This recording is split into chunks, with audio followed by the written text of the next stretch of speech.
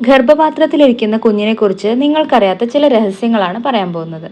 ഒന്നാമത്തേത്, നിങ്ങളുടെ കുഞ്ഞിനെ ഗർഭപാത്രത്തിലാവുമ്പോൾ തന്നെ കരയാൻ കഴിയും. ചില കുഞ്ഞുങ്ങൾ വളരെ സോഫ്റ്റ് ആയിട്ടായിരിക്കും കരയുന്നത്, ചില കുഞ്ഞുങ്ങൾ ലൗഡർ ആയിട്ടായിരിക്കും കരയുന്നത്. കുഞ്ഞ് ചെറിയ രീതിയിൽ തല കുലുക്കുന്നത് ഫ്രസ്ട്രേഷന്റെ അടയാളമായിട്ടും ആയിരിക്കാം.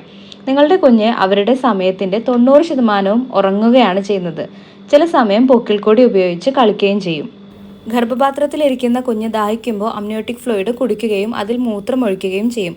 എന്നാൽ അവർക്ക് മലവിസർജനം സ്റ്റാർട്ടായിട്ടില്ല. കുഞ്ഞ് ജനിച്ചതിന് ശേഷമുള്ള ആദ്യത്തെ മലവിസർജനം ഗ്രീൻ കളറിലായിരിക്കും. കാരണം അമ്നിയോട്ടിക് ഫ്ലൂയിഡ് കുടിക്കുമ്പോൾ കുഞ്ഞ് അവരുടെ ഡെഡ് സ്കിൻ സെൽസിൽ ചിലത് വിഴുങ്ങുന്നുണ്ട്. അതുകൊണ്ടാണ് ഇങ്ങനെ ഗ്രീൻ കളറിൽ കാണുന്നത്.